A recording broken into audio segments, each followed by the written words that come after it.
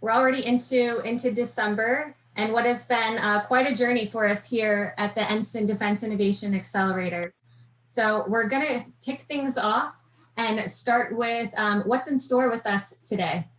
So just some quick housekeeping. Here is our agenda for the afternoon. So we're going to end promptly at 4 o'clock, and we're going to start with some opening remarks about the Defense Innovation Accelerator.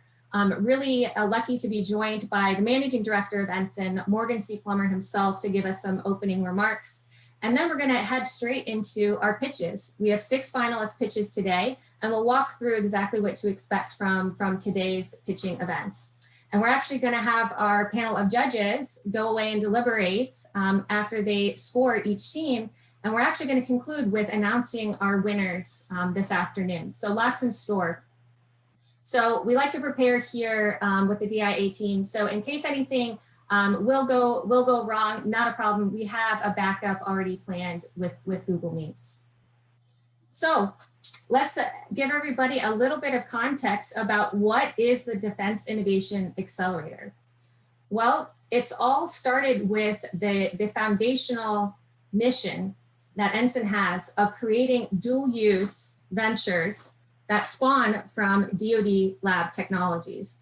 So quite an undertaking. And what we've done to accomplish that mission is 6 months ago, we started with 24 teams that paired with DoD lab technologies. This was a national effort. We had technologies coming from labs coast to coast, and we formed 24 teams with 69 entrepreneurs, again, coast to coast. Out of those 24 teams, they worked hand in hand with inventors of those lab technologies to realize what could the potential of these technologies be in the real world. So after a phase 1, those 24 teams underwent a pitch day, very similar to what you're going to see. And what they presented at that case is the potential of those technologies. We down selected those teams into 12 that continued on to phase 2 over the last several months, and teams became companies. And what we've seen now is that we've whittled down to our 6 finalists for demo day. So you're going to see 6 of the teams that went through phase 2 here today. So this is what they've gone through in those 6 months. So throughout that time, we're very focused on figuring out what is the use case for these technologies. And we've done that through a process called customer discovery, meaning getting out there in the field, talking to potential customers, end users, operators, people that could be impacted by the technology's potential applications, both in the commercial or the government space. And then out of those, we were really happy knowing our mission was to find dual-use technologies that they were able to talk to 41% of those interviews being DoD members themselves. A great accomplishment that was driven by the NSIN's regional network team that supported them. And lastly, they also went through training throughout this process as they created companies and growing those companies and working with the labs to figure out how they could form agreements and get them out in the world. So what have these teams accomplished? Again, 9 companies have already been created in a matter of 6 months, where 6 months ago, these were strangers. They were experienced technologists and entrepreneurs that came together with the mission to see what they could uncover through these technologies. And now we've succeeded in creating these companies. We have 8 applications to grants and contracts underway, with several already secured. And we also are really proud that we already have several licenses and agreements in place with these DoD labs. And we're confident that we're going to see many more, up to 8 that come through in the next little while. So we couldn't do this, obviously, without the vision of NSIN.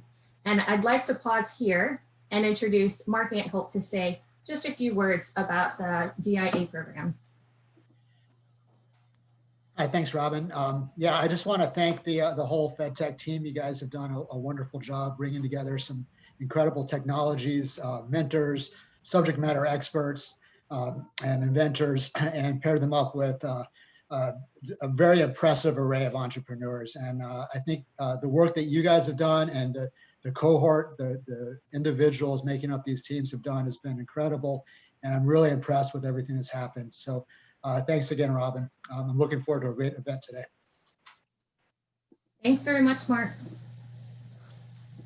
So now I'm going to hand it over to Morgan C. Plummer, the Managing Director of NSIN, who we're very lucky to have join us today. And we would love to hear a few words from you before we head into our pitches today. Robin, thanks for the opportunity to speak with the team, and thanks for the opportunity to speak with everybody who's out there, everybody who's joined us. Let me just say at the up front, thank you to the teams that has put this together. Robin, thanks to the great effort by you and the FedTech team, of Ben and Jake and everyone at FedTech who has helped make this a really successful cohort and a really successful set of program iterations. Let me thank my own team at NSIN, Mark, and the comm support team behind him, the entire acceleration portfolio led by Scott Agaba and Abby Desjardins, that have been instrumental in providing oversight and guidance to this entire effort. I'm incredibly grateful for the terrific partnership that we enjoy with FedTech, and really excited about not only the teams, but the technologies and the opportunities I think that we see in front of us with the pitches that we're about to see today. Let me also take a minute and thank the judges.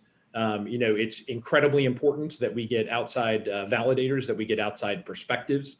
In fact, NSIN's entire theory of defense innovation is predicated on the idea of getting diverse, new, and interesting perspectives added to the DoD.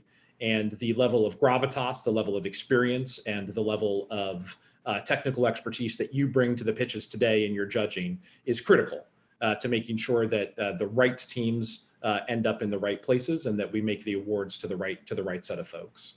And finally, to the teams themselves, let me thank you for your willingness to participate in this cohort this year. For NSIN, for the Department of Defense and the Undersecretary of Defense for Research and Engineering, the DIA program really represents a critical opportunity to get back a return of investment that the DoD has already made. These technologies, as you know, are not new. They weren't created out of anybody's head, in the teams themselves. They were created for an additional requirement or additional capability gap that was identified in some cases years and years and years ago, and for which we found new applications in the modern context. And so for the DoD, this is an exciting opportunity to capitalize on ROI already committed.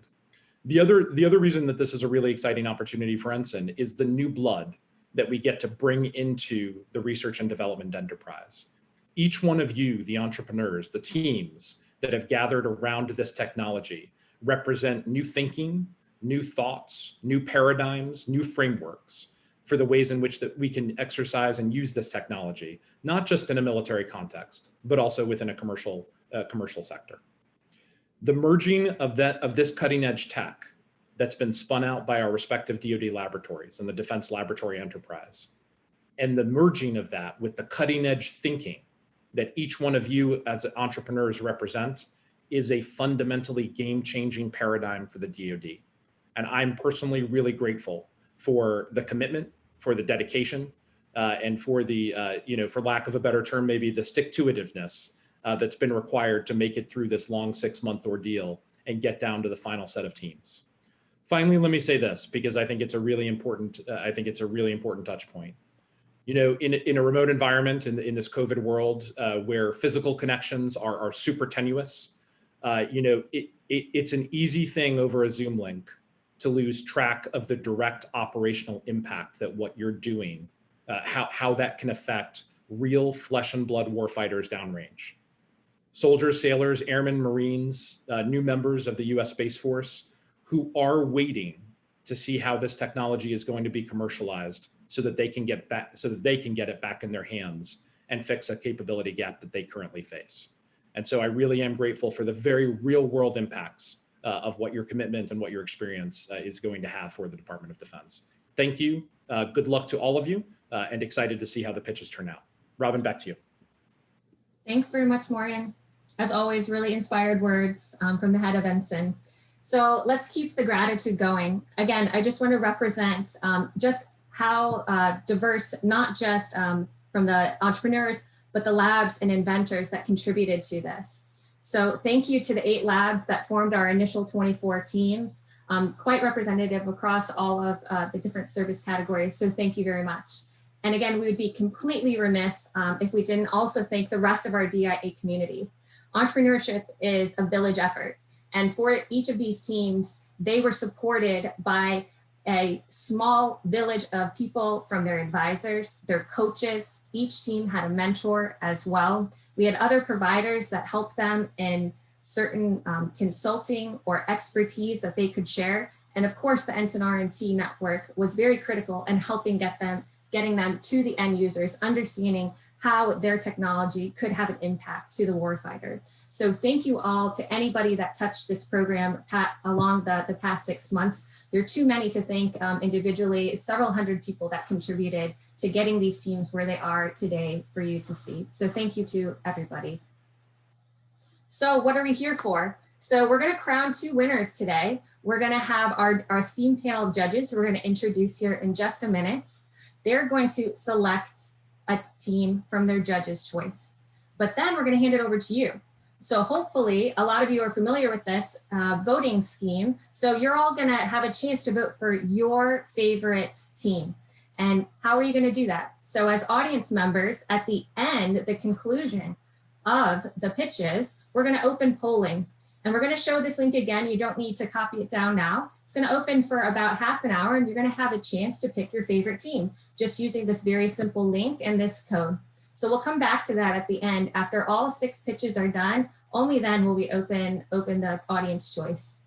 And for each of the winners, they're gonna get continued support for 3 months through the FedTech team and the DIA team to continue working and developing and growing their business and focusing on product development and also on growing the businesses. So this is the order of today. This is what all the teams have a chance to do. So they're gonna have 5 minutes. They're gonna share their screen. They're gonna pitch to our audience and our judges.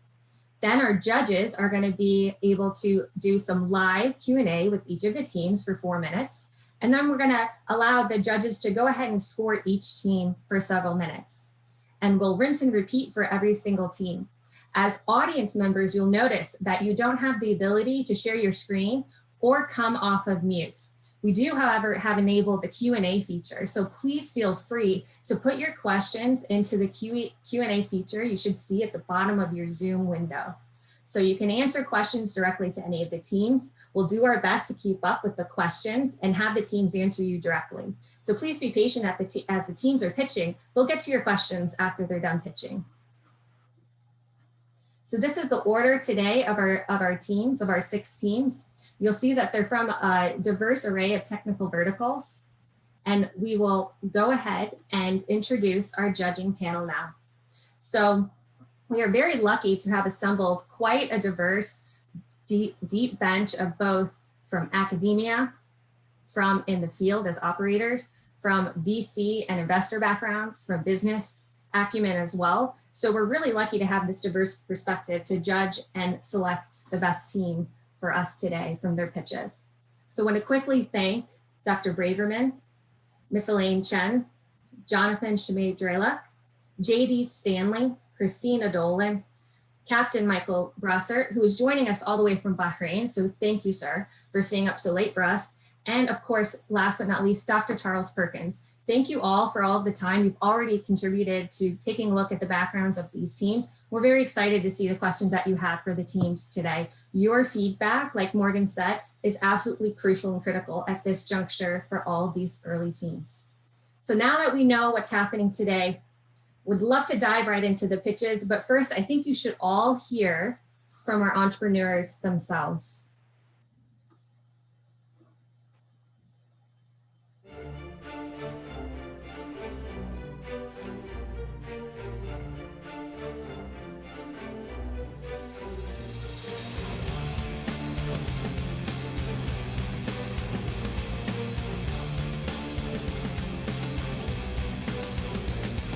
This is what we've been working for 6 months. I'm off the charts excited right now, honestly.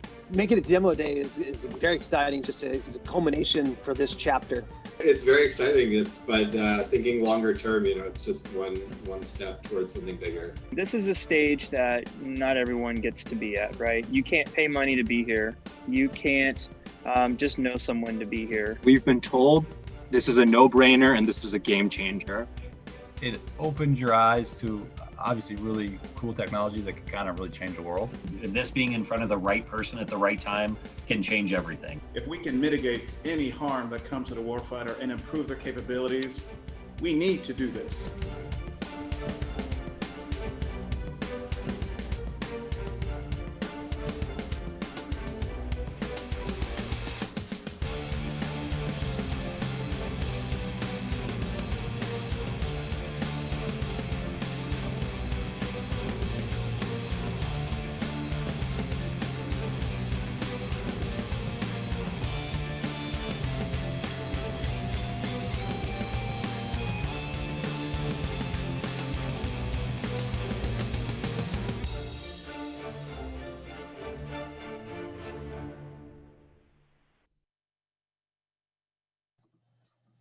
Well, there you have it from the teams themselves. So we're excited to get into it. So these are our finalist teams, and we're going to kick it off with our very first pitch this afternoon with Team Foresight. So please enjoy. All right, thank you for having us today. We will be presenting. We are Team Foresight. Hi, everyone. I'm Mike Wilson, CEO of Foresight. Today, I'm going to talk about wireless power, but first, I want to provide a little bit of personal context. Drone surveillance can save lives on the battlefield, especially when it comes to IEDs, and I have personal experience managing the cost of IED blasts. At the height of Ramadi and Fallujah, I served as Marine Liaison Officer at Walter Reed Army Hospital. I helped over 40 Marine amputees and their families at any given time. I watched these guys as they received their first prosthetics and even watched a few of these guys dance at their weddings. A few years later, I deployed to Iraq and then Afghanistan. In Afghanistan, I was hit by an IED a few hundred meters from our patrol base. I sustained a traumatic brain injury, short-term memory loss, hearing loss, as well as neck and back injuries. Drones provide the surveillance we need to prevent these costs, but it's difficult for the military to keep drones in flight for the surveillance that we need. Foresight will keep drones in the fight longer so our troops can dominate the battlefield safely. Medium-sized drones have an average flight time of 30 minutes. Foresight will increase minutes of flight time to hours through our Energy Informed Operations System, or IOS. So the concept of operations is IOS calculates the efficiency of power in the form of like radio frequencies and microwaves. It optimizes the antenna and electrical output, and it simulates atmosphere, climate, and hundreds of other variables to ensure wireless charging success. So using an Anduril as a use case, their Ghost 4 drone can charge hop from their surveillance towers or vehicles that are retrofit with wireless charging stations. This scheme of maneuver by itself is unique, but it's really made possible by our operational minimum viable product that streamlines the analysis. This MVP's capabilities have been validated through classified feasibility studies with the Navy, and we're happy to say we have a super strong partnership with those scientists. In the future, we're going to leverage our software to retrofit commercial off-the-shelf hardware similar to the Anduril model. But the power is really deploying a real-time wireless charging and energy management software to track wireless charging success and feed that energy data back to leadership. The military drone application globally is about 70 billion, and Foresight can play in the software as well as the battery drone submarkets. As we all know, the government market is difficult to penetrate, and we've retained an experienced government proposal writing team. And to date, we've submitted 4 government proposals. Our business model is shaped by our acquisition experience and customer discovery. And we'll leverage a software licensing model as well as hardware bundling. And to further our revenue, we will also create consulting and implementation services. Foresight will acquire customers by working with our channel partners, and we'll develop pilot programs and government integrated research and development. We've closed in on 3 primary customer segments: the end user, such as C5ISR in the Army, companies like L3 Harris and others in the defense industrial base, and systems integrators such as Booz Allen Hamilton and Deloitte. This tech will ultimately disrupt the drone energy management, battery, as well as resonant wireless charging company roadmaps.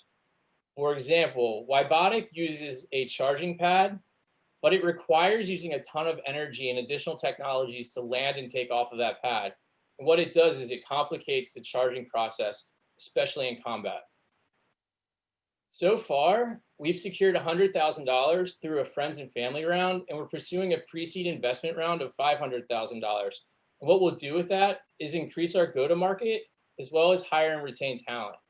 We're also happy to say that we're in active dialogue with early investment firms. And I have to say that this investment interest is primarily due to our team. Our team truly sets us apart. And bringing this capability is personal to all of us. We have myself and Mike Sieper, who started in FedTech together, and we brought on John Casano and Brandon Bates. Together, we now have the software and wireless engineering skill sets to take us to the next level. General Petraeus said, "Energy is the lifeblood of our warfighting capabilities," and I believe that still echoes today. The costs of energy aren't just financial. The cost can be measured in lives, and we must use energy-informed operations to reduce risk and increase our lethality. So our ask is, we need leaders with government experience and a network who are passionate about defense to help us deploy this powerful technology to those who need it most on the front lines. And we really hope that you'll join us. Thank you very much. Great job. Thanks for kicking us off here, Team Foresight. I'm going to open it up to any of our judges. Feel free to come off of mute and go ahead and ask the team questions. We have 4 minutes. So I'm going to start. Chuck Perkins, can you hear me? Go ahead. Have you addressed the safety issues associated with power over the air? Yes, sir. We're working with the scientists at Crane now for the EMR standoff, for the electromagnetic radiation that comes off of that, to build in the algorithms for the calculations of safety. That also helps us with the FCC compliance. And we're working with C5ISR and others to determine how that impacts using our systems in international environments. So I'll jump in.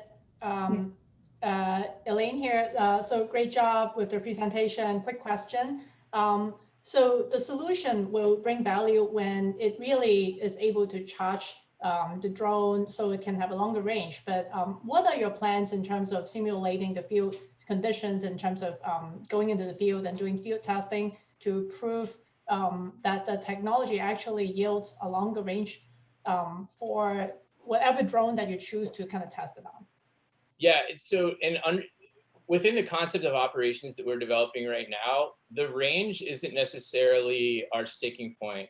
So if we can send it 2 to 4 meters and have drones hover above that, it's actually more valuable than sending it longer over distance and losing efficiency.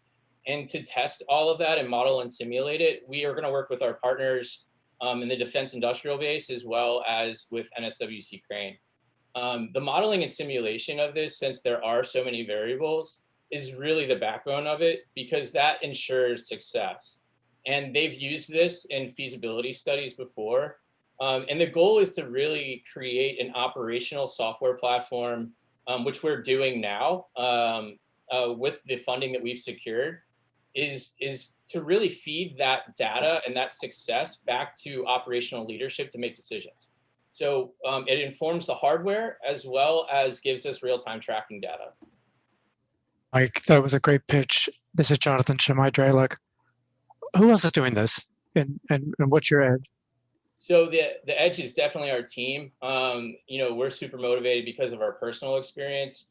As I come from the GovTech world, so I know the government technology space, and our team really has the technical background, and Mike brings in a special skill set in the business world.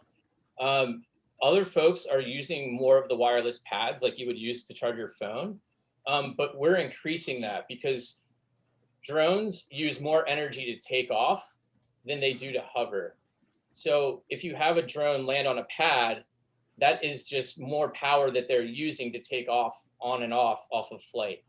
And having that ability to hover over a charging station actually increases the efficiency of the entire wireless power system.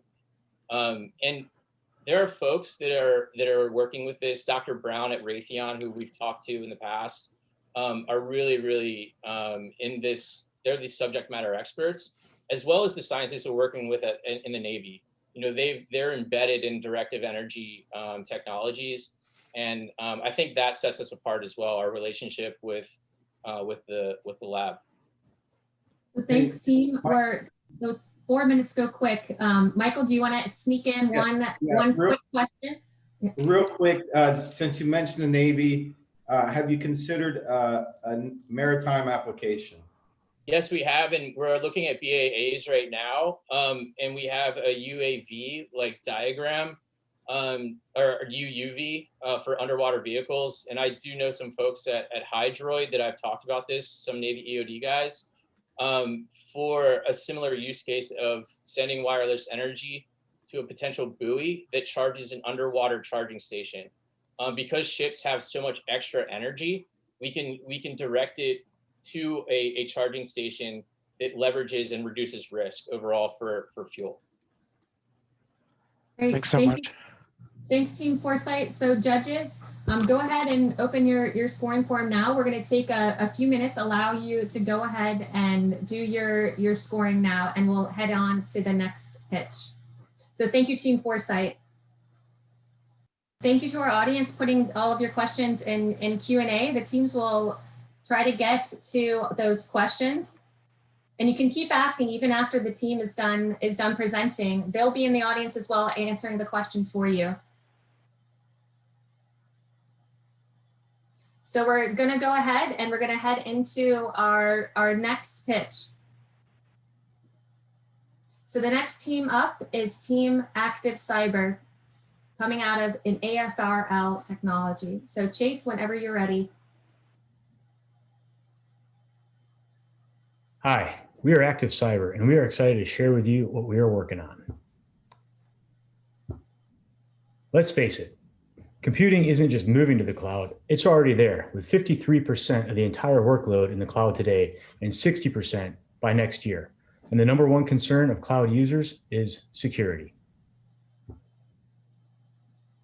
And rightly so. 30% of companies expect to have a breach within the next 24 months, and the average cost of a breach as of 2019 was $8.2 million. That cost has tripled in the last 15 years. But let's be clear, this problem goes well beyond dollars and cents. Cyber attacks are a threat to individual and national safety as well as national security. Here are just a few examples. New York Times recently discussed how attacks against hospitals can delay life-saving drug development. The OPM attack also highlights the timescales over which these attacks occur. The attackers had access for at least 18 months, but this is the norm. It takes an average 200 days to identify a data breach and 2 more months to contain it.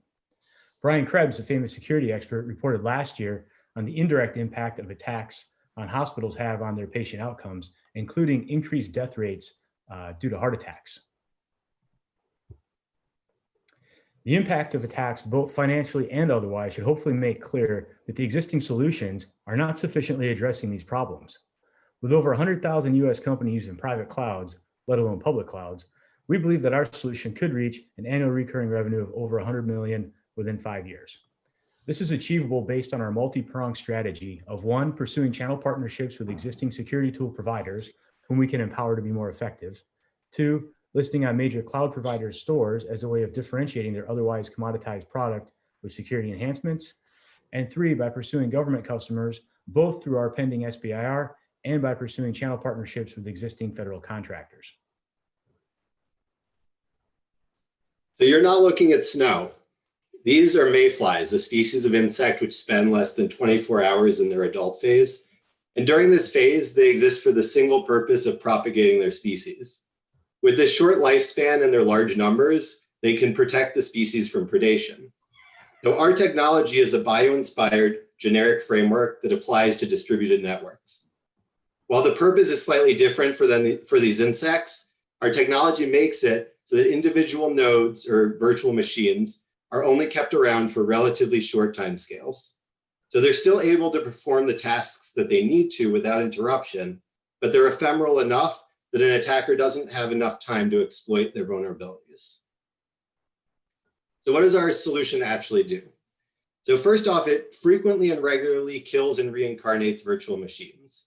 So with short-lived virtual machines, an attacker has to both infiltrate and then exploit a machine in a matter of minutes, which removes an attacker's advantage of time. And while existing tools focus on one or just a few specific attack vectors, our defensive strategy is relatively agnostic, making it extremely powerful. And it's also compatible with existing security tools because it bolsters their capability, making them only need to thwart an attacker for a shorter amount of time. It also ensures that reincarnated VMs are clean using a consensus-based system similar to what's used in blockchain. So this means an attacker not only needs to compromise one VM, but a majority of VMs at once, which makes their attack exponentially more difficult if they want to execute an attack successfully. Our solution uses the fact that it's placed at the hypervisor level to do something called introspection, which allows it to look at changes to the virtual machine kernel and requests for space allocation. And so this allows threats to be identified, both the when and the what of the threat. And finally, our solution can be integrated with existing manual policy enforcement tools. And this automates what's normally a very slow and manual process. And this allows us to mitigate insider threats as well. So by design, our technology is it's lightweight and compatible with all major hypervisors. And so what this means is that it can be put on top of any cloud infrastructure and that it doesn't interfere with the application layer that's above. So there's no need to make modifications to the existing applications. So what does this do? It minimizes risk, it saves development time and resources, and it streamlines certification for military customers and others in regulated industries. So the active cyber team is composed of seasoned entrepreneurs with academic and real-world experience in a wide range of startups, military, and entrepreneurial roles.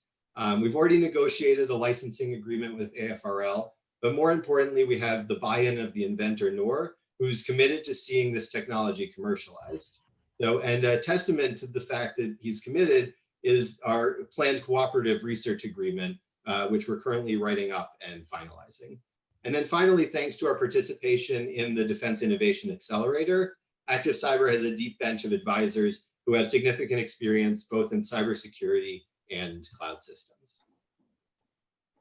So I hope in this presentation we've made clear that there's a pressing need for improved cloud security, that our solution offers a novel way to address these needs, and that our team is prepared to take this technology from the lab to market.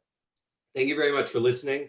We're looking for any introductions to potential DoD customers, other advisors and mentors with relevant experience, and introductions to developers who can support our efforts. Thank you very much for listening. Thank you very much, Team Active Cyber. Over to you, judges. Can I? Christina. Yeah, please, Christina, go ahead. So quick question in terms of the overhead, because one of the biggest concerns with cloud is that you have all these processes running, which actually creates a cost. Have you thought through sort of what the cost aspect of running those computational cycles within the cloud as part of the offering? Yeah, so it's a great question. It's definitely something that we've thought a lot about, not just the efficacy, but also the performance implications. Mm-hmm. It's something where on lab tests that have been done, there's been no noticeable impacts on performance or computational needs, but that's one of the things that we would like to test in the coming months. We have some SBIR and other grants that we've applied for, hoping to fund maybe some of that penetration and performance testing. Great, good job. Philip, you have a moving target defense. Are there some threats that can penetrate and some that cannot, or are you relying on complementarity?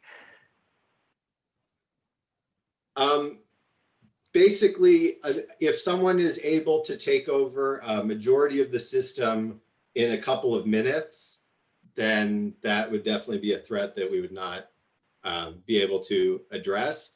But the complementary nature that we were talking about is if you have something that maybe can delay an attack so that it takes, hours or days to execute, but you're able to use our system, our methodology as well, you'll move the virtual machine, which is what the person is attacking, in such a short time frame that they'll have to start over the attack. And so they'll basically continuously be starting attacks, but never actually executing them. Thank you. Does that answer what you were asking? That's helpful. Great. I think we have time for one more question. I have a question.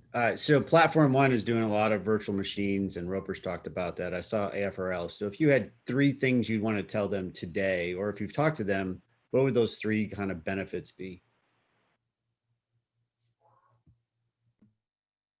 I'd say the first benefit is that this is very lightweight and easy to integrate. And so you're not going to have to go through the very arduous process of sort of permitting or rechecking compliance of all the applications that you are running. The other one is that we're offering basically another layer of security on top of what you have. We're not going to be replacing anything. We're offering basically a new paradigm that works on top of the existing security that you would have in there. And then at least based on the lab tests, and again, this is something we'd like to check when we do the performance, something that's not going to have an impact on the performance and sort of things like lag and otherwise that you are seeing now. So you're not going to see a change. It's going to be easy to implement, and it's going to be effective. Thank you. Thank you, judges. I really appreciate it. Thanks to Team Active Cyber. Going to go ahead, let the judges take a few minutes to put in their scores now.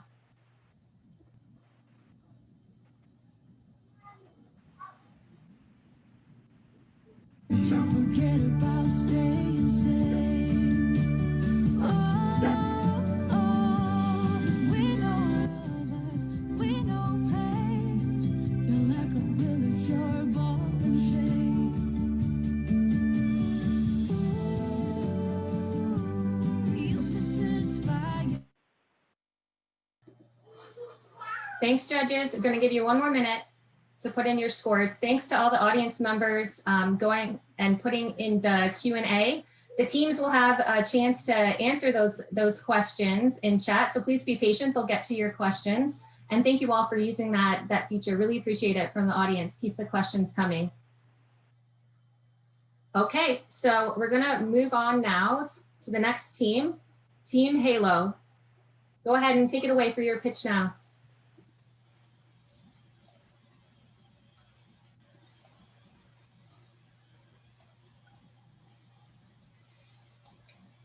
Hi everyone, my name is Chris Ragland and I'll be speaking for Team Halo today.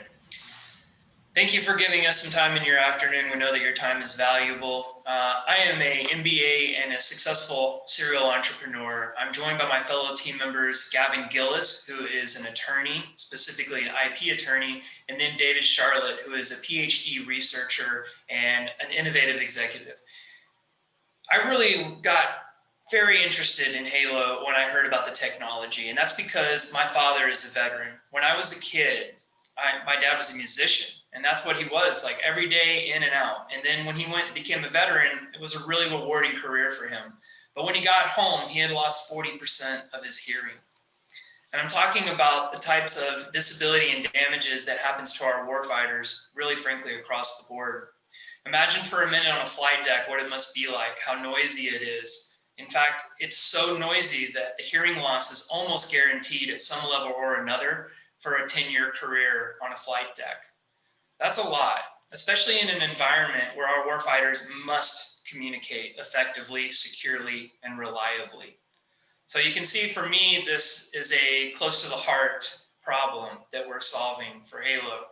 So I wanted to know how we could do this and specifically what type of technology are we using to address the issues that are real. When I talk about warfighters losing their hearing, the solution here that we're trying to address, how big is that? Well, when you look at active duty servicemen and veterans, more than 1 million of them have suffered hearing loss. That's 1 million people running around with some form of hearing loss due to the military activity. That costs us on an annualized scale about $1 billion. We're shelling out $1 billion at a minimum in veteran benefits due to hearing loss. So there's certainly an assessment in terms of the size of the issue that we're having. So what's the technology that we're talking about here today? We're talking about free space optics. And what's free space optics? Imagine fiber optics and remove the fiber. It's light. We're talking about being able to send information, data, and communication over light. This technology really exists, and it was partly invented and adapted in an Air Force research lab, and that's who we're partnering with. So yes, we've identified the need, we've identified the risk to our warfighters, and now we're implementing a solution.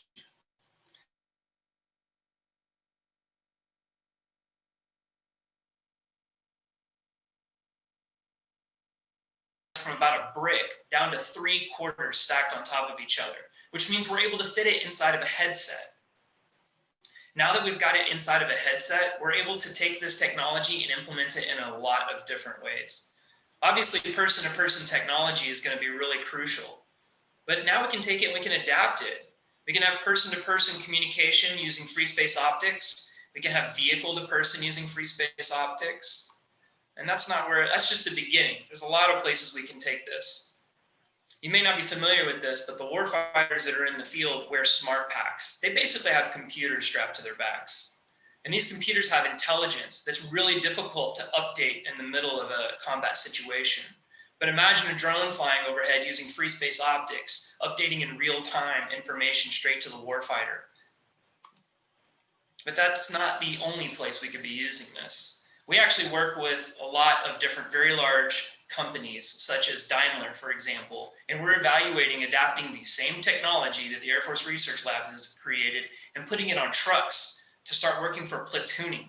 We're talking about semi-autonomous vehicles that are platooning, where the lead truck has a driver, but the rest could be taking a nap. Really, honestly, the possibilities for this type of technology are endless. So where are we at right now with the technology, and what have we done? We've actually worked and identified 2 different manufacturers that are capable of making and refining our hardware. We're talking specifically the headsets right now. We have a couple of commercialization targets that want to use the headset technology or adapt it, as I described earlier, into platooning. We've also applied for several grants. We're talking SBIR, if you're familiar, and we're working through that process too. And thanks to our rather creative inventor, Michael Cedillo in the Air Force Research Lab, we've got a lot of other use cases that we've been identifying. I wanted to end here because I really honestly feel like we have a mandate. We have a mandate to protect our warfighters in the field and give them reliable, safe, effective technology to help them communicate with each other. Even if this isn't the primary mode of technology, free space optics allows us to have a failover so that our warfighter is never left alone in the field. But we can also protect them as they transition to civilian life. That's it for us at Halo. I wanted to say thank you for your time. What are we asking for? We need a vote of confidence, and we're looking for more connections inside of the Department of Defense ecosystem. You can learn more about us and reach us at voicehalo.com. Thank you. Well done, team. Thank you, Halo. So we're going to kick it over to our judges now. Please go ahead and ask any questions you'd like to Team Halo. What kind of ranges are you talking about for the free space optics, and what about all the atmospheric issues that have been plagued free space optics for the last 40 years? Free space optics has been plagued by atmospheric issues.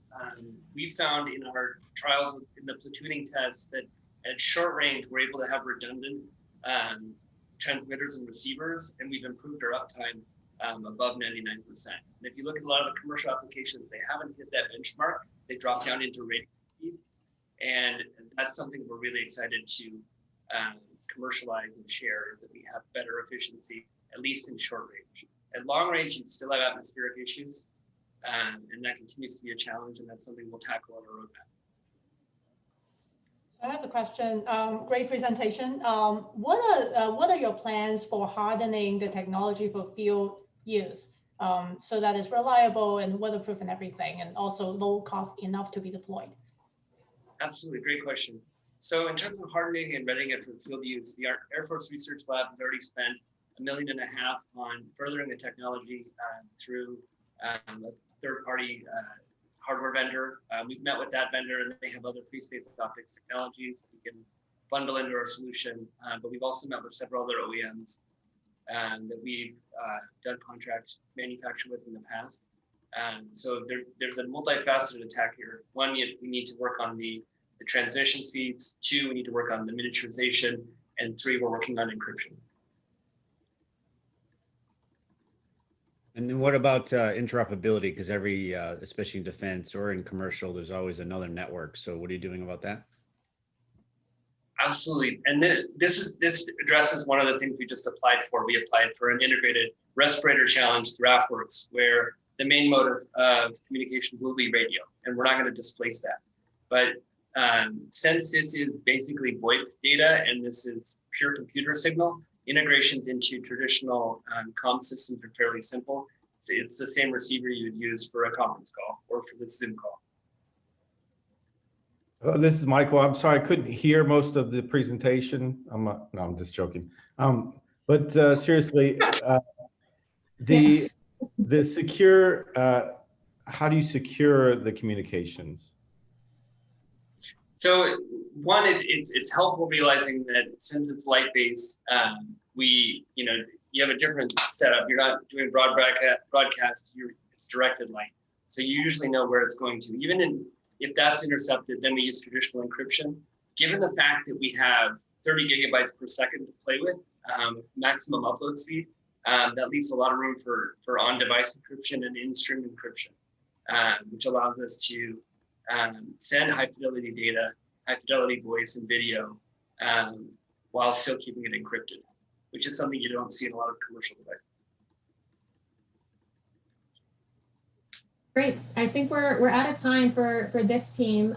Really appreciate the pitch. Thank you again. Go ahead, judges. Take a few minutes, put in your scoring, and we'll head on to the next team. And while we're doing that, a huge thank you to the audience today. Almost 200 people that we have in the audience. I know we can't see each other's faces, but we're feeling you there. We see you in the Q&A. We'll share details. I know you all really want to engage. We'll share details how you can get in touch with all of these teams after the event. But thank you to everybody that is spending the afternoon with us today to support these teams. Really appreciate it. Thanks, judges. Just another moment here. Looks like most of them are already coming in. So we're halfway done. So we're going to roll into our fourth pitch here. The next team that I would like to invite up to present is Team Barrow Green. Please enjoy their pitch. And Michael, I hope you can hear them. Hello and welcome. My name is Greg Stroud. Larry London, Mike Donnelly, and I started Barrow Green because we want to revolutionize how people cool themselves. As a Special Forces veteran, the Army required me to train in protective suits. And if there was one training event that people tried to get out of, it was spending time in a mop suit. Heat is a primary factor in that reaction, and it's already hot in the desert or jungle, so spending any time in a protective suit in these environments quickly becomes a significant emotional event. The Army's solution to keeping cool: sweat it out, soldier, which is not a great solution. While these suits protected us from nuclear, biological, and chemical agents, they greatly increased our exposure to heat-related illnesses. Between 2008 and 2018, the military saw a 60% increase in active duty military personnel that experienced heat stroke or heat exhaustion. This is unacceptable in the 21st century. The threat of heat-related injuries isn't unique to our military personnel. It also poses a significant threat to our first responders. A recent study by the National Institute of Occupational Safety and Health found that 75% of firefighters experience heat-related illness symptoms, and 5% of firefighters suffered from these symptoms 20 times or more in a year. These heat-related problems permeate the hazmat and EOD career fields as well. As Ebola and COVID highlighted, medical professionals need a solution for their suits as well, since they spend long hours in suits to protect themselves from highly infectious and deadly diseases. So there's just not a good solution on the market today for these customers. To be effective, a solution must allow the user to be mobile and provide cooling for an extended time, which are the X and Y axes in the chart, with up and right being better. Tethered cooling solutions require users to be connected to a vehicle or hub station, which doesn't provide the required mobility needed for these professions. Other solutions, such as vests with ice or frozen gel packs, last less than a couple of hours in addition to adding significant weight. Vapor compression systems have problems scaling down in size, and this inefficient method of cooling drains batteries quickly, giving the user an option of 2 hours of operational time or carry lots of heavy batteries. Thermoelectric solutions trick the body into feeling cooler, but have challenges actually affecting internal core temperatures, in addition to being extremely power hungry.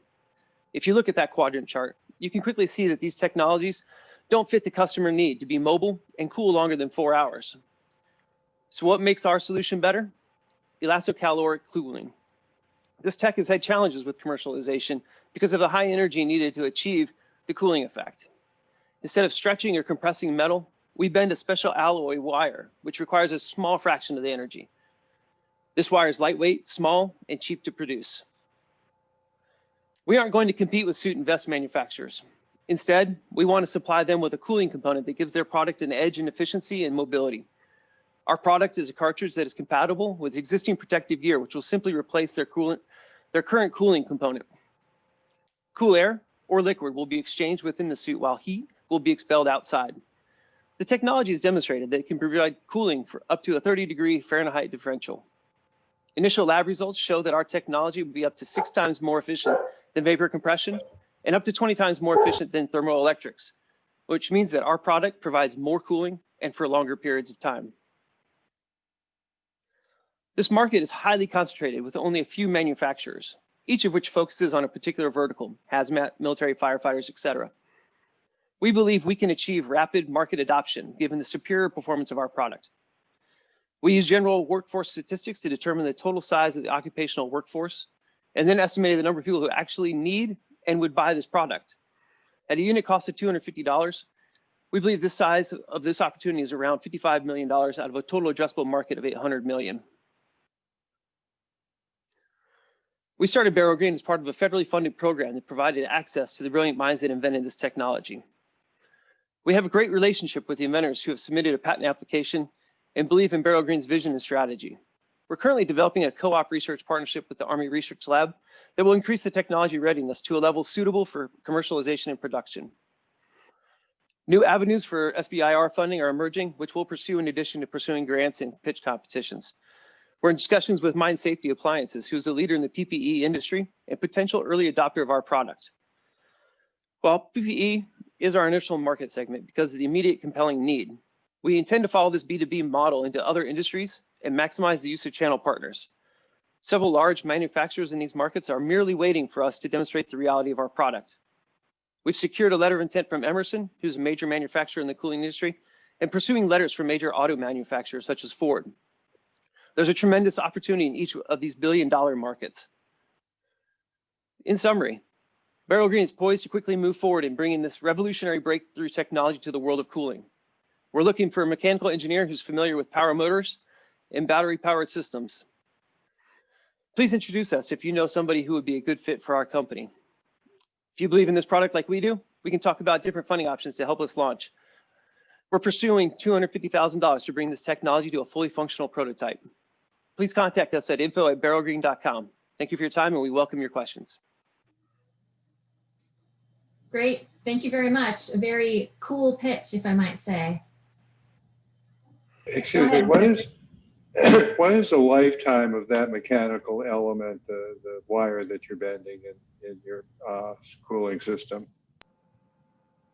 It's very durable. It can last, you know, we believe it can last for several years at least, millions of cycles. How many cycles a second or cycles per period do you bend that thing? It's a, you know, that will be a function of the engineering. The faster it goes, the more cooling, but also the more energy it requires. But I would say probably, you know, 60 times, you know, probably 60 times a minute or so. Does this technology have any hysteresis effects in terms of, like, you know, what is the upper limit in terms of how fast you can bend it? There is a limit in terms of how far you can bend it. It's typically about 6% or so. If you do it, if you bend it beyond that amount, then you're going to cause a permanent phase change rather than a reversible phase change. Thanks. Have another minute for questions. Any of the judges have another question? I was going to ask. Oh, go ahead. I was just going to ask about the manufacturing because it looked like you would start in 2022. Is that correct, or did I get that wrong? So 2022 is when we're going to really begin here. So 2022 is really the year that we're going to be beginning that delivery in early of that year. We still have a long way to go in actually getting a product design and getting it up to specs ready for manufacture and delivery to customers. We're sitting at a technological readiness level of 3, which means it's really just a concept in the lab, and really need to take it out of the lab and get it into a product design and prototype. You guys have been doing this for a month. You've made an amazing stride here. What's next on the list? What's the most critical thing for you to make this viable? Our next step is to build a prototype. We want to build a working prototype that generates about 100 watts of cooling. We're not as concerned for this prototype about getting it into the small form factor for the personal protective equipment market, but really more something, maybe we're thinking about taking an existing air conditioning unit, a window unit, and using that as our starting point, and that way we can also take advantage of the motor that's in there, and the electronic controls, the blower system as well. And then ultimately, once we prove the concept, then obviously we'll scale it for whatever application it needs. Thank you.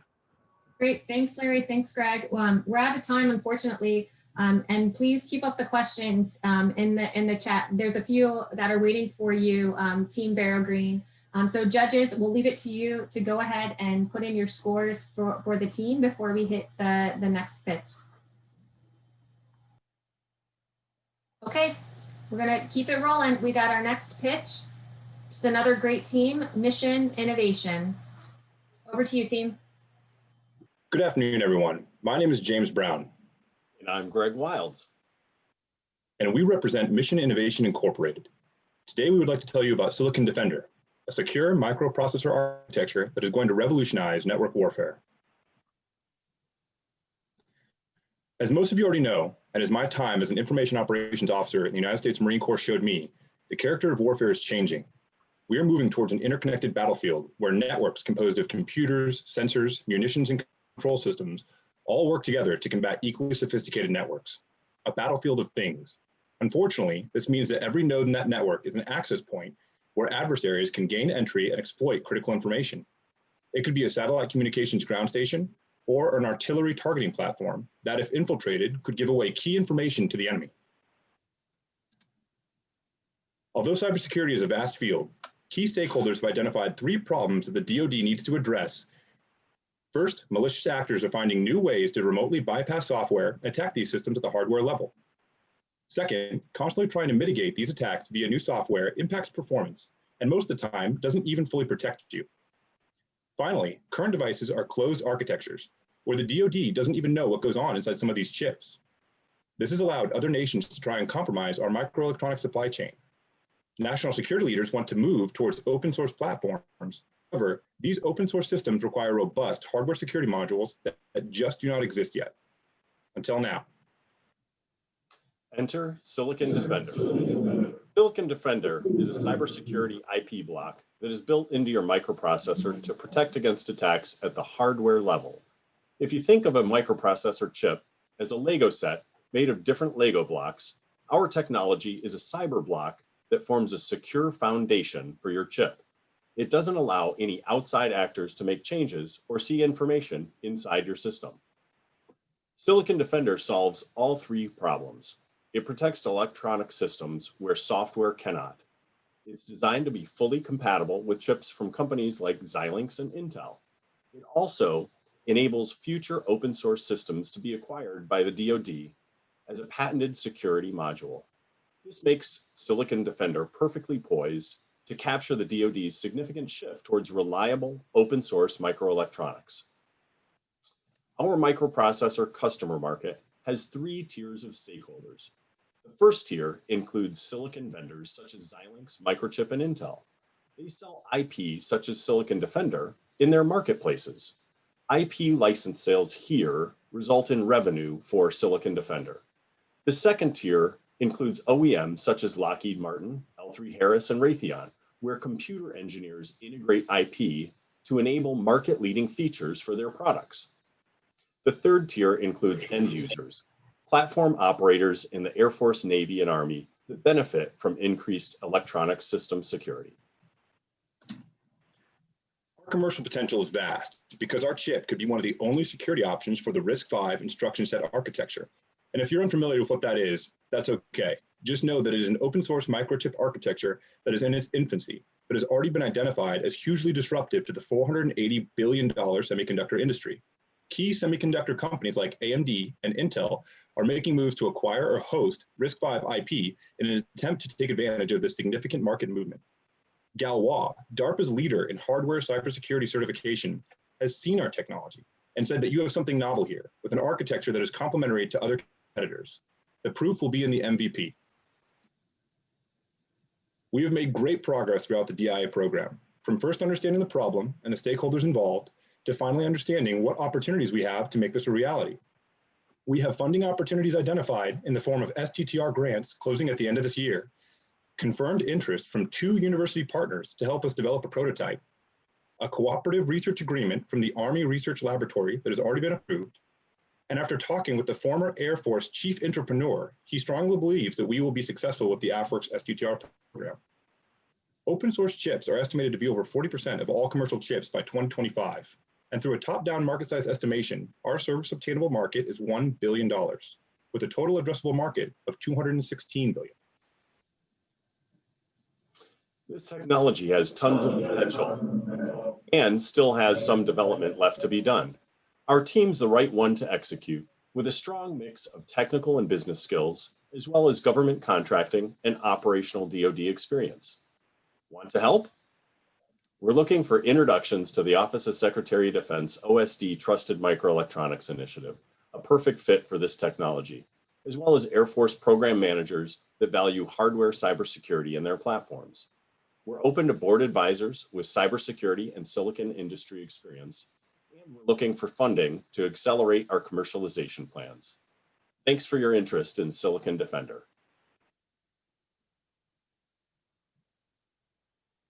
Thank you, team, for another good pitch.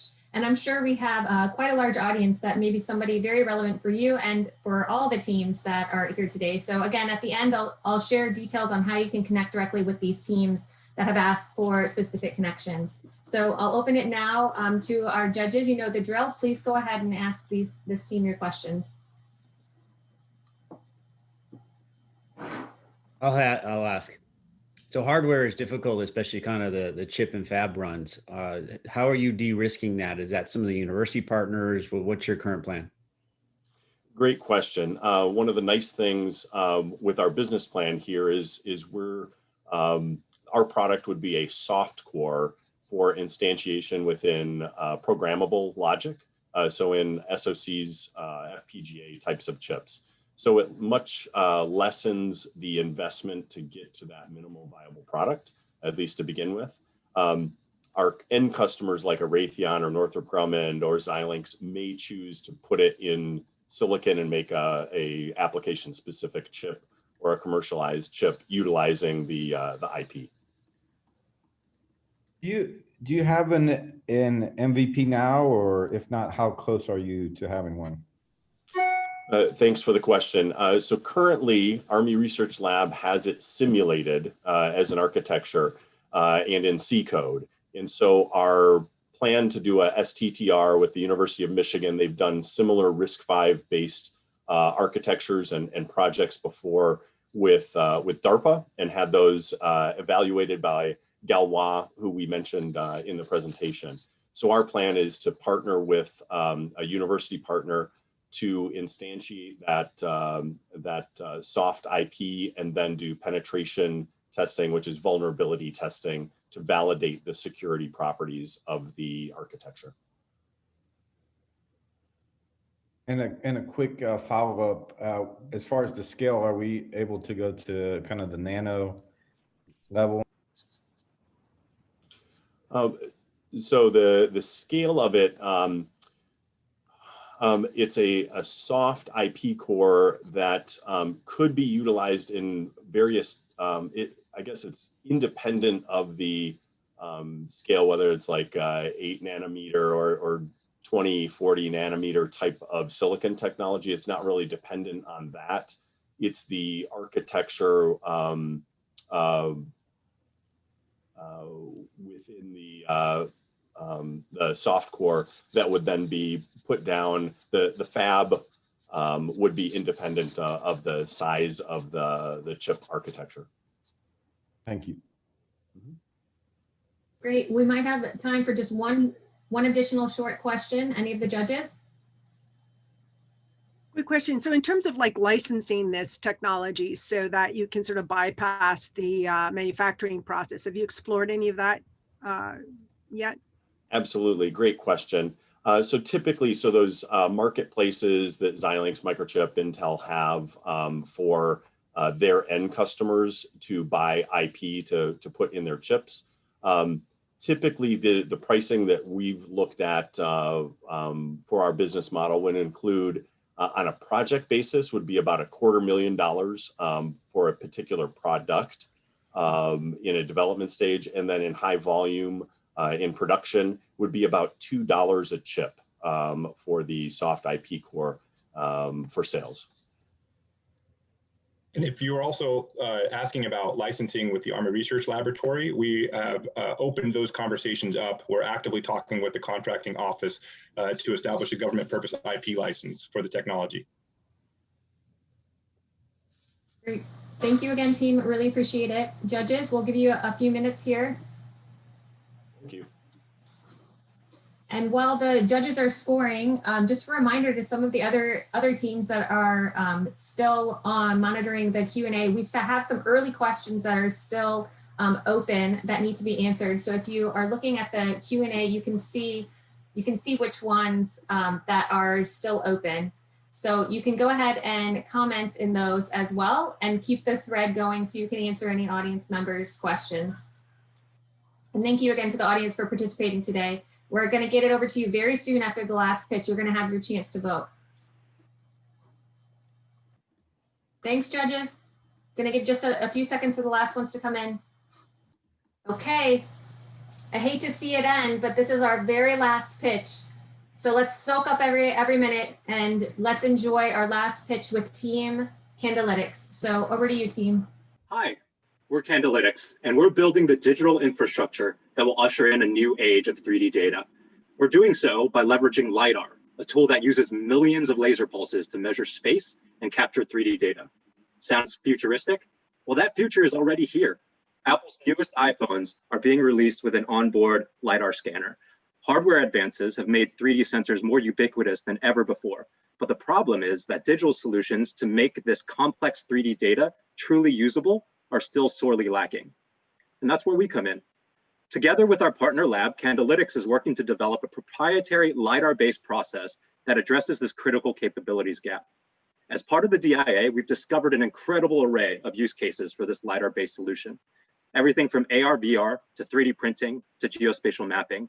However, we've honed in on one specific pain point with $1 billion first customer, the US Coast Guard.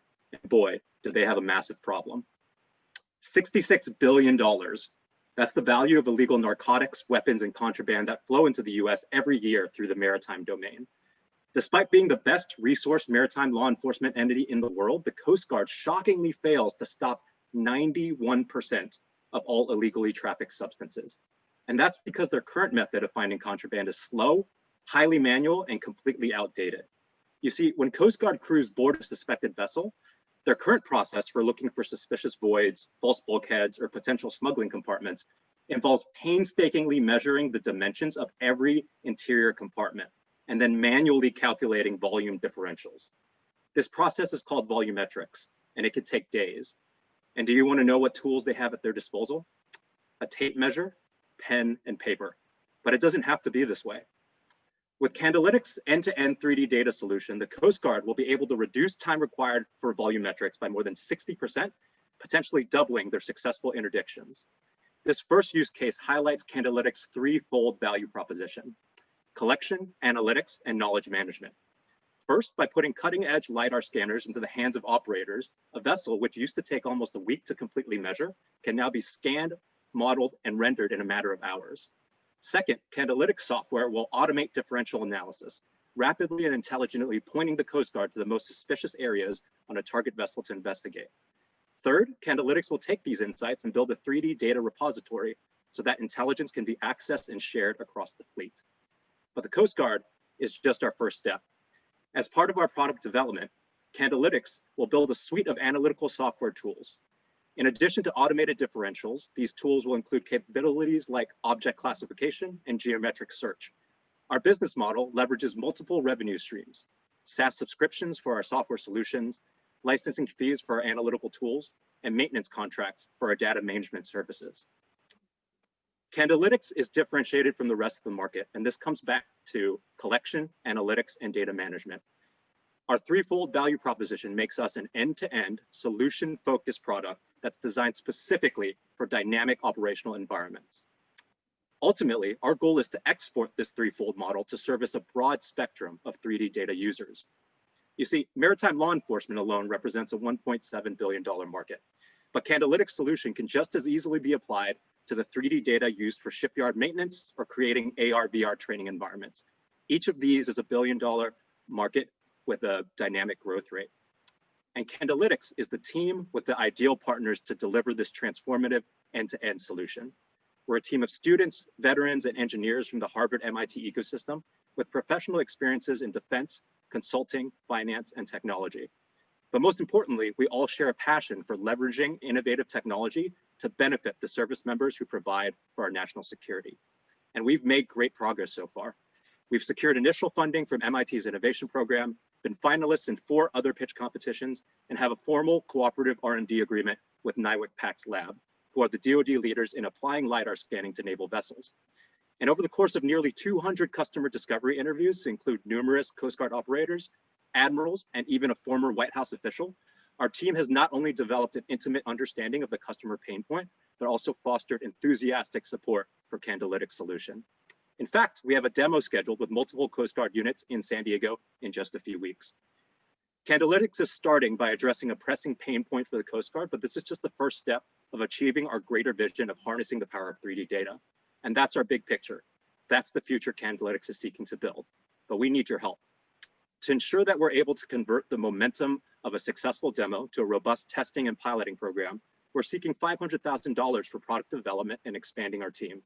We would value the opportunity to leverage your networks for access to mentorship, defense tech grants, technical talent, and angel or venture funding that will empower us to ultimately deliver our vision for making 3D data truly usable, intelligent, and impactful.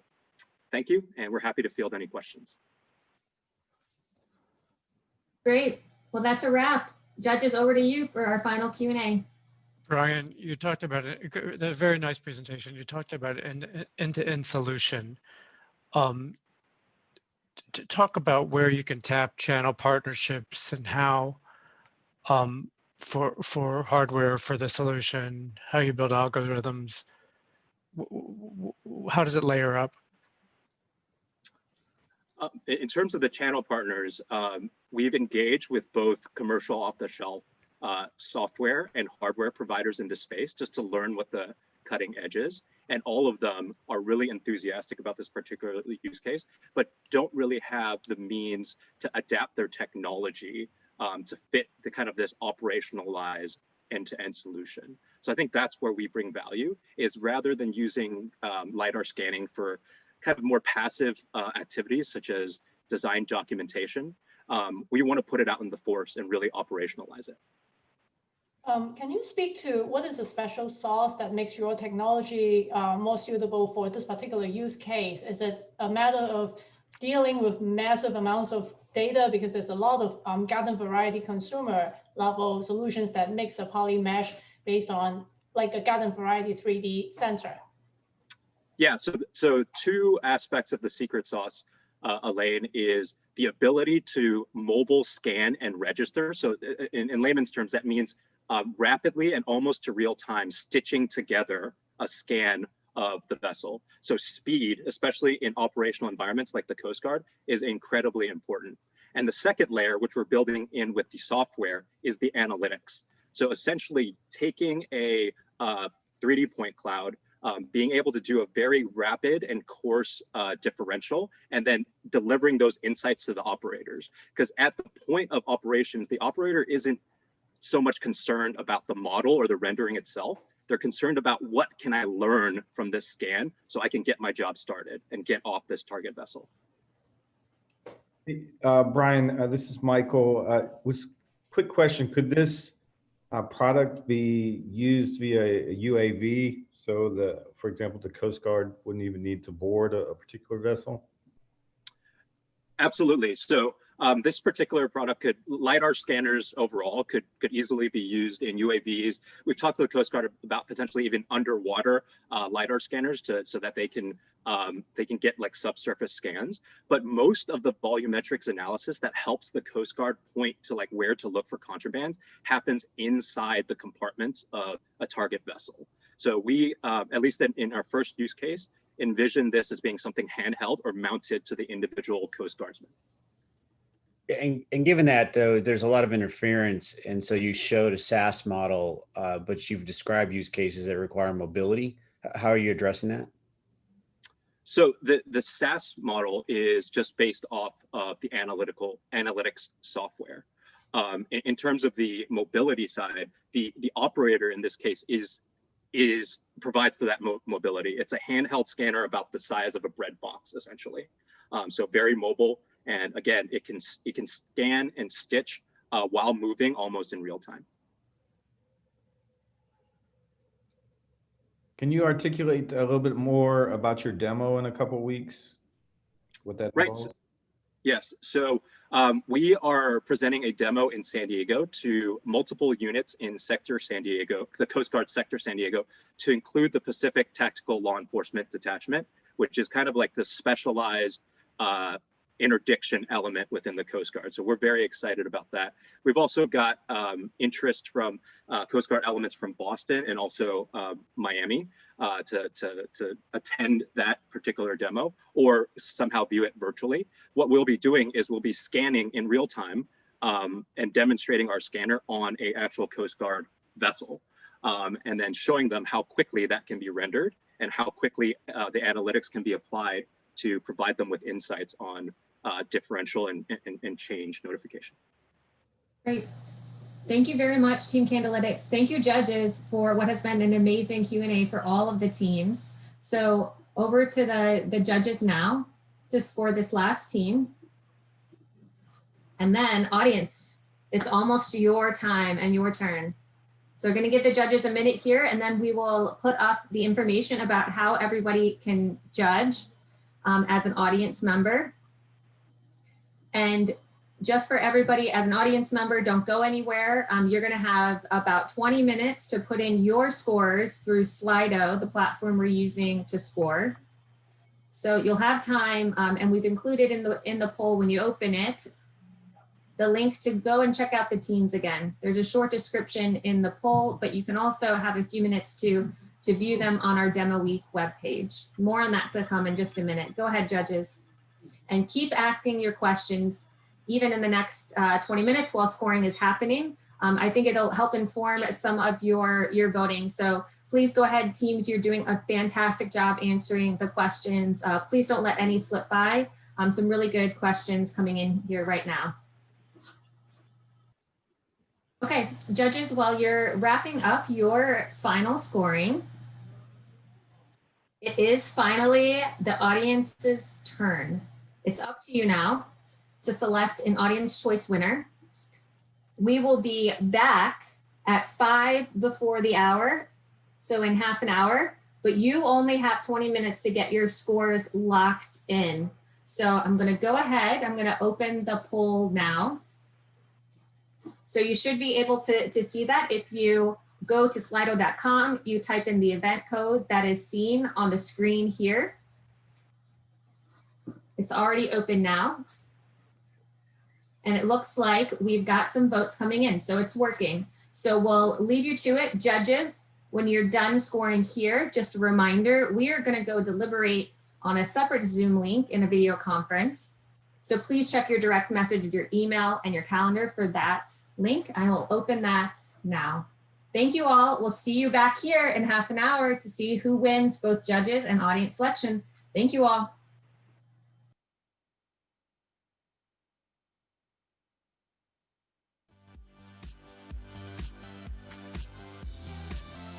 Part of phase 2. And again, as I mentioned before, we're gonna be able to share with all of you afterwards how to stay in touch with these teams. These other teams, now companies in most cases, have done some phenomenal work themselves. You'll see on the website from the demo week, as well as check out all of their websites.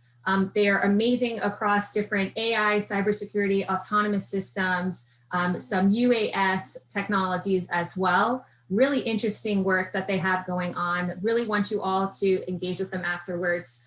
For anybody that registered on Eventbrite, you're gonna get a follow-up communication from us that's also gonna have a PDF of one-pagers of all the teams with email and additional ways to reach out to them. Really, really encourage all of you. We have some amazing audience members here looking at the list of who was registered to attend and who's here today. So please reach out to these teams. It's really important that you give them their support, and your feedback on where they're going, potential other use cases and partners is really critical. So a huge congrats to these other 5 teams that you didn't get to meet today. Team Cyclops, Dynamic Gain, Inuvion, Thea AI, and Skyline Nav AI. A huge congrats to them. They also concluded in our preliminary pitches last week, and all of the teams did a great job. And again, this is where you can find more. We'll share it again after the session, but this is a link to our demo week page that will stay live. Every team will be featured there as well, and you can find out more about DIA as well. And thank you all for being here. So, congratulations. To who? So this first award is going to be going to our judges' choice. Really a great deliberation. I want to thank all of them as well. Every single one of the judges, rock star crew that we had, amazing conversation and Q&A. And without further ado, congratulations, Team Candlelitx. So virtual applause for you. Great job. And you are our last pitch today. So clearly saving the best for last. So thank you to all of the teams, and special congrats to Team Candelytics. So next, audience choice. So I'm going to show you the scores, and then we'll explain who is our audience choice winner. We had over 220 votes come through. So a really great participation on our poll. Thank you to everybody who put in your votes right under there, under the wire. It was very, very close. So here, Candelytics was actually by a hair. They were also our audience choice, but we're also going to give our prize to Team Foresight as a second team in audience choice. So both teams are our winners today, Team Candelytics and Team Foresight. So a huge congrats to both teams. And of course, thank you from all of us at the DIA team. Thank you to NSIN. Thank you to our judges again. Everyone that's touched these teams along the way for the past 6 months. It's only just beginning. Please stay in touch with us. Would love to hear your feedback. We'll be sending out communications to you all. Really important to know how we can improve on this process to keep building dual use companies out of amazing technologies from our labs. So this is it for us. It's been a really fun afternoon. Thanks again to almost 200 of you that were here live with us. Please stay in touch with us, and congrats again to our winners and all the teams that pitched today. Thank you very much, and have a great night.